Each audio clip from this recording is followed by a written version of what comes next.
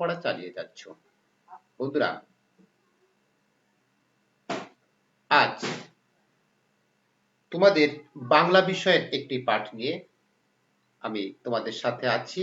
মোহাম্মদ আলমগীর হোসেন হাওলাদার, প্রধান শিক্ষক, নওয়াপাড়া সরকারি প্রাথমিক বিদ্যালয়, বাগেরহাট সদর, বাগেরহাট। আর তোমাদেরকে স্বাগত জানাচ্ছি ঘরে বসে শিখি প্রাথমিক শিক্ষা বাগেরহাট এই ফেসবুক পেজ এবং ইউটিউব চ্যানেলে প্রকাশিত এই পাঠে। বন্ধুরা, চলো আজকে পাঠের পূর্বে বরাবরের মতো আমরা কিছু ছবি দেখি।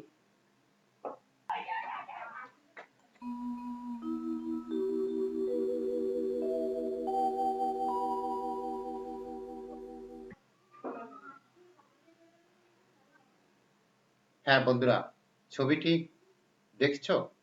আবারও দেখো তো ছবিতে কি দেখছো, একটু মনোযোগ সহকারে লক্ষ্য করো।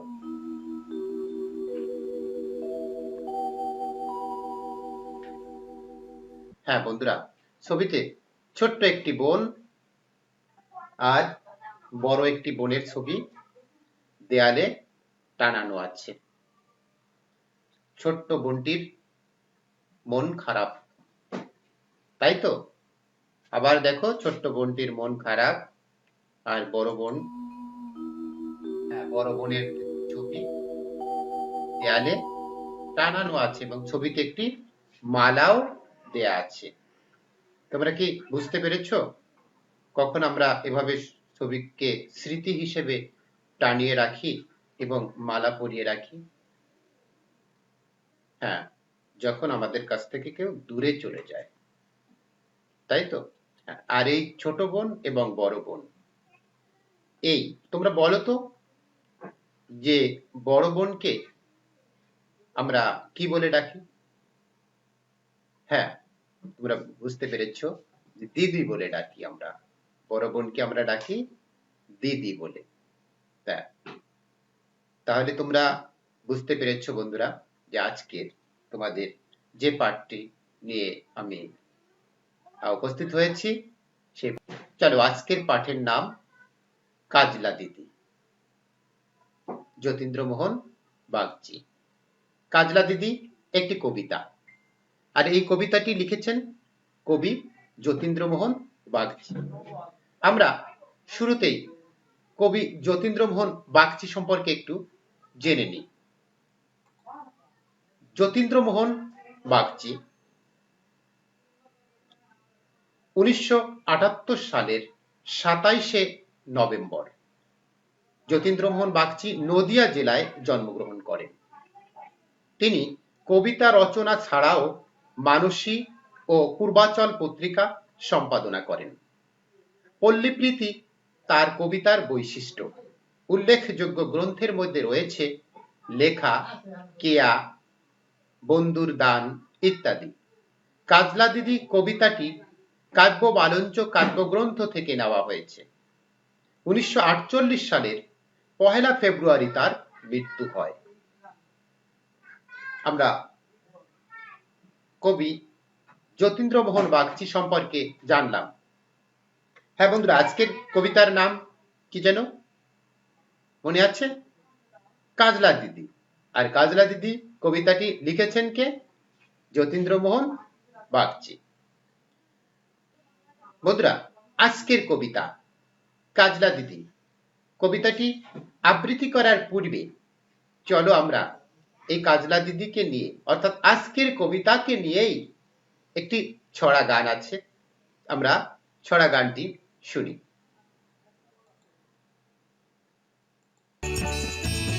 কাজলা দিদি, যতীন্দ্রমোহন বাগচি। বাঁশবাগানের মাথার উপর চাঁদ উঠেছে ওই, মাগো আমার শোলক বলা কাজলা দিদি কই? পুকুরে ধারে নেবুর তলে থোকায় থোকায় জোনাই জলে, ফুলের গন্ধে ঘুম আসে না একলা জেগে রই। মাগো আমার কোলের কাছে কাজলা দিদি কই?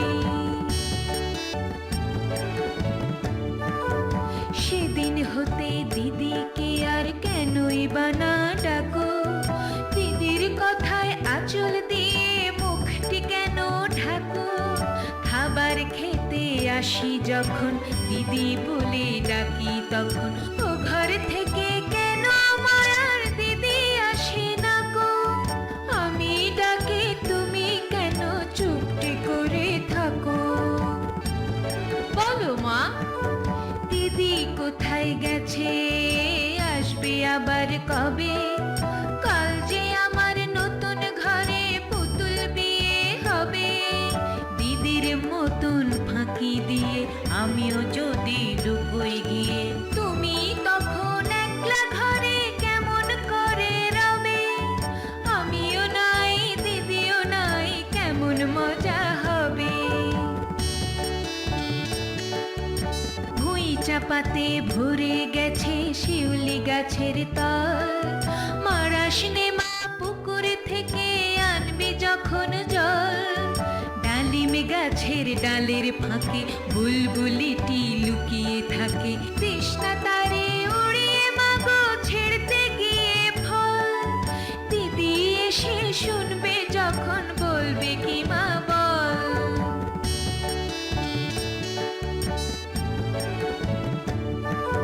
বাঁশবাগানের মাথার উপর চাঁদ উঠেছে ওই, এমন সময় মাগো আমার কাজলা দিদি কই, বেড়ার ধারে পুকুর পাড়ে ঝিঝি ডাকে ঝোপে ঝাড়ে, নেবুর গন্ধে ঘুম আসে না তাই তো জেগে রই, রাত হলো যে মাগো আমার কাজলা দিদি কই।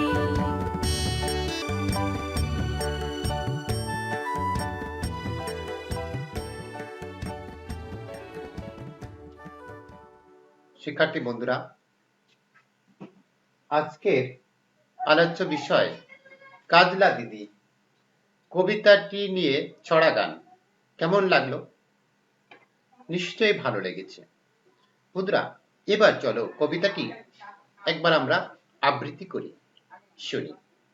চলো আমরা একবার কবিতাটির আবৃত্তি শুনি।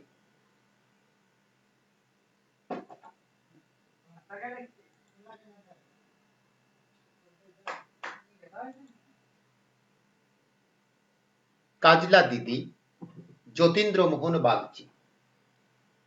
বাঁশবাগানের মাথার উপর চাঁদ উঠেছে ওই, মাগো আমার শোলক বলা কাজলা দিদি কই, পুকুর ধারে নেবুর তলে থোকায় থোকায় জোনাই জলে, ফুলের গন্ধে ঘুম আসে না একলা জেগে রই, মাগো আমার কোলের কাছে কাজলা দিদি কই, সেদিন হতে দিদিকে আর কেনই বা না ডাকো, দিদির কথায় আঁচল দিয়ে মুখটি কেন ঢাকো, খাবার খেতে আসি যখন দিদি বলে ডাকি তখন, ও ঘর থেকে কেন মা আর দিদি আসে নাকো, আমি ডাকি তুমি কেন চুপটি করে থাকো, বলো মা দিদি কোথায় গেছে, আসবে আবার কবে, কাল যে আমার নতুন ঘরে পুতুল বিয়ে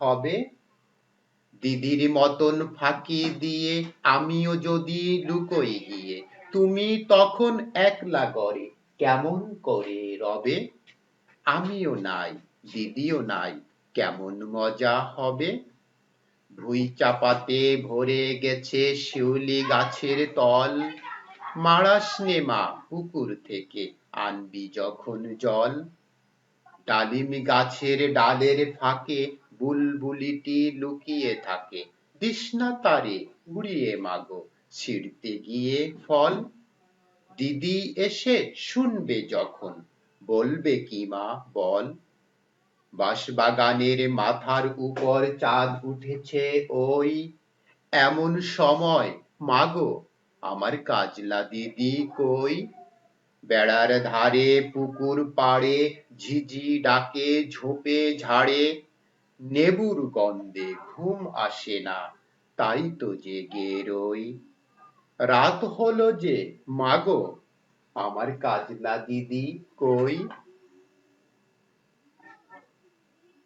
শিক্ষার্থী বন্ধুরা, আবৃত্তি শোনার সাথে সাথে আমাদের মনে হলো যে ছোট বোনটি দিদির অনুপস্থিতিতে, দিদির বিয়োগে, সে বিয়োগের অবস্থাটা সে বুঝতে পারছে না। তবু দিদি যে অনুপস্থিত, সেই বেদনায়, সেই অনুপস্থিতির একটা অভাব সে মায়ের কাছে কি করছে? আর্তনাদ করছে। মায়ের কাছে সে বারবার জানতে চাচ্ছে যে আমার দিদি কোথায়। হ্যাঁ মা, রাত হয়েছে, আমার কাছে এখন দিদি নেই কেন? আমার পুতুল বিয়ে হবে, দিদি কোথায় গেছে? আমাকে কে শোলক শোনাবে? এরকম একটি বেদনাতুর কবিতা, যে দিদির বিয়োগান্তে ছোট্ট বোনটি বুঝতে পারছে না, সে মায়ের কাছে দিদি সম্পর্কে বারবার জানতে চায়। যে দিদি তাকে শোলক বলে শোনাতো, যে দিদি তাকে সব সময়ের জন্য পুকুর ধারে, ফুলের কাছে দিদিকে নিয়ে যেত, দিদির সাথে ঘুরে বেড়াতো, সে দিদিকে পাচ্ছে না। যখন খাবার খেতে যায় দিদির কথা মনে পড়ে, যখন সে ঘুমোতে যায় দিদির কথা মনে পড়ে, সব সময় তার দিদির কথা মনে পড়ে সেই ছোট্ট বোনটির। বন্ধুরা, আজকে আমরা এই কবিতার প্রথম অংশ পড়ব। চলো প্রথম অংশ নিয়ে এই কবিতার আমরা আলোচনা করি। আমরা প্রথম অংশটা একটু পড়ে নিই। বাঁশবাগানের মাথার উপর চাঁদ উঠেছে ওই, মাগো আমার শোলক বলা কাজলা দিদি কই? পুকুর ধারে নেবুর তলে থোকায় থোকায় জোনাই জলে, ফুলের গন্ধে ঘুম আসে না একলা জেগে রই। মাগো আমার কোলের কাছে কাজলা দিদি কই? সেদিন হতে দিদিকে আর কেনই বা না ডাকো? দিদির কথায় আঁচল দিয়ে মুখটি কেন ঢাকো? খাবার খেতে আসি যখন দিদি বলে ডাকি তখন, ও ঘর থেকে কেন মা আর দিদি আসে না কো? আমি ডাকি তুমি কেন চুপটি করে থাকো? বলো মা দিদি কোথায় গেছে, আসবে আবার কবে? কাল যে আমার নতুন ঘরে পুতুল বিয়ে হবে, দিদির মতন ফাঁকি দিয়ে আমিও যদি লুকোই গিয়ে, তুমি তখন একলা ঘরে কেমন করে রবে? আমিও নাই দিদিও নাই, কেমন মজা হবে? আজকের এই পাঠ্যাংশটুকু থেকে শিক্ষার্থী বন্ধুরা, এই পাঠ্যাংশটুকুর আমরা মূল ভাব বুঝে নেই। এখানে কবি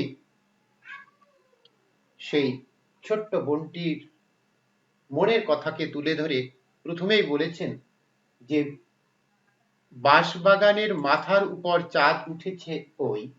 আমরা এখানে বাঁশবাগানের মাথার উপর চাঁদ উঠেছে ওই অর্থাৎ রাত্রি যখন শুরু হয়েছে, তখন এই ছোট্ট বোনটির বেদনা, অর্থাৎ সে দিদির কথা মনে পড়েছে বেশি বেশি করে। এবং এটা সাধারণত আমরা দেখি যে চাঁদ কখন ওঠে? সন্ধ্যার পরে, অর্থাৎ রাত্রি এই চাঁদ ওঠে। তা যখন রাত্রে চাঁদ ওঠে তখনই কিন্তু আমরা দিনে সবাই যখন কর্মব্যস্ত থাকি তখন অতটা মনে পড়ে না, কিন্তু যখন এই সন্ধ্যা নেমে আসে তখন আমাদের স্বজনদের কথা বেশি করে মনে পড়ে। তা শুরুতে বলা হয়েছিল যে বাঁশবাগানের মাথার উপর চাঁদ উঠেছে ওই। হ্যাঁ বন্ধুরা, বাঁশবাগান, চাঁদ, এমন সময় হ্যাঁ সে তার দিদিকে স্মরণ করছে এবং বলছে যে বাঁশবাগানের মাথার উপর চাঁদ উঠেছে ওই, মাগো আমার শোলক বলা কাজলা দিদি কই?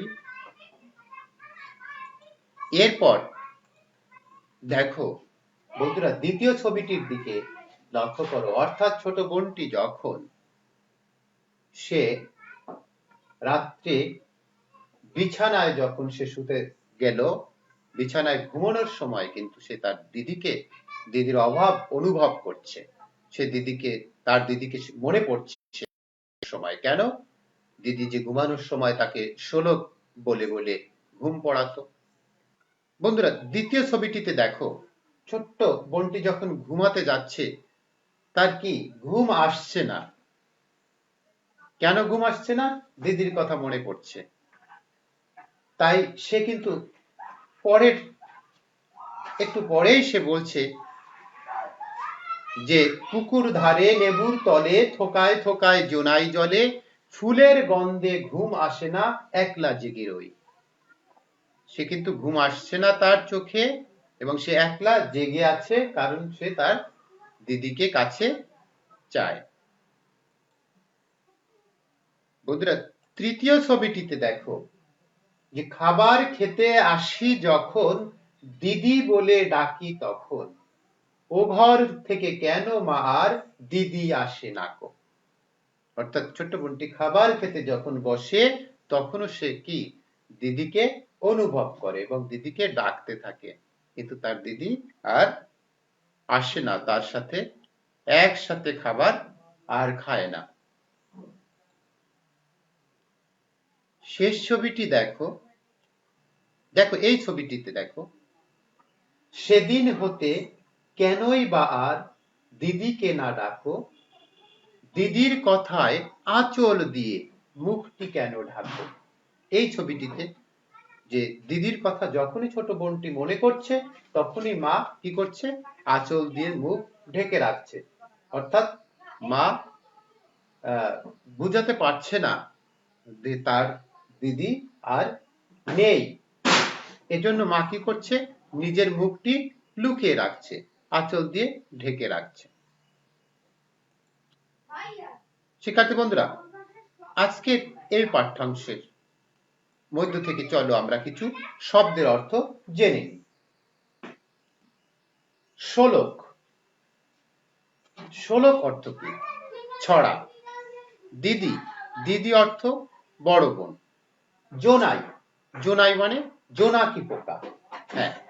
জলে, জলে মানে আলো দেয়। কাজলা, কাজলা হচ্ছে শ্যাম বর্ণের। আঁচল, আঁচল হচ্ছে শাড়ির পাড়। আর তখন, তখন মানে সে সময়। আর চুপটি, চুপটি অর্থ হচ্ছে কথা না বলা। লুকোয়, লুকোয় মানে কি আড়ালে চলে যায়। কেমন, কেমন মানে হচ্ছে কি রকম। তোমরা এই শব্দের অর্থগুলো ভালো করে আবার দেখে নেবে এবং বারবার পড়বে। এরপর চলো আমরা আজকের পাঠ্যাংশ থেকে কয়েকটি যুক্ত বর্ণ এবং যুক্ত বর্ণ সম্বলিত শব্দ দেখি। তা হচ্ছে জলে, জলে, এই জলে শব্দটির মধ্যে দেখো জয় বফলা, অর্থাৎ জয় বফলা, জর সাথে ব যুক্ত হয়েছে। এখানে এই জয় ব যুক্ত হয়ে দেখো জয় কি হয়েছে, নতুন শব্দ হয়েছে উজ্জ্বল, জ্বালাতন। তাহলে জ যুক্ত ব, জলে। সেখানে গন্ধে, গন্ধে শব্দের মধ্যে একটি যুক্ত ব্যঞ্জন রয়েছে নয় ধ, নয় ধ। এখন এই নয় ধ যখন আমরা বিভাজন করে দেখি তখন ন যুক্ত ধকে আমরা পাই এবং এভাবে নতুন শব্দ আমরা গঠন করতে পারি অন্ধ, বন্ধ। হ্যাঁ বন্ধুরা, তাহলে আজকের আমাদের যে পাঠ্যাংশ ছিল সে পাঠ্যাংশ থেকে আমরা কিছু শব্দের অর্থ জানলাম, কিছু যুক্ত বর্ণ দেখলাম এবং এই যুক্ত বর্ণ ভেঙে দেখানো হলো। তোমরা এই যুক্ত বর্ণ দিয়ে, যুক্ত ব্যঞ্জনগুলো দিয়ে তোমরা নতুন নতুন বাক্য গঠন করবে।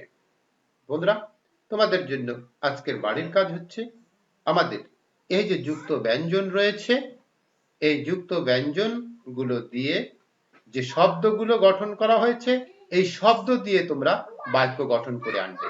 তাহলে বাড়ির কাজ হলো উজ্জ্বল, জ্বালাতন, অন্ধ, বন্ধ, এই চারটি শব্দ দিয়ে তোমরা চারটি বাক্য গঠন করবে আর এই কবিতাংশটুকু কয়েকবার পড়বে। সবাই ভালো থাকো, সুস্থ থাকো। আজকের মতো এখানেই বিদায় নিচ্ছি।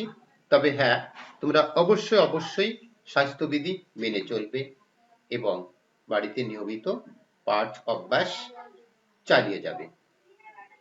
পরে এক ক্লাসে আবারও দেখা হবে। আল্লাহ হাফেজ।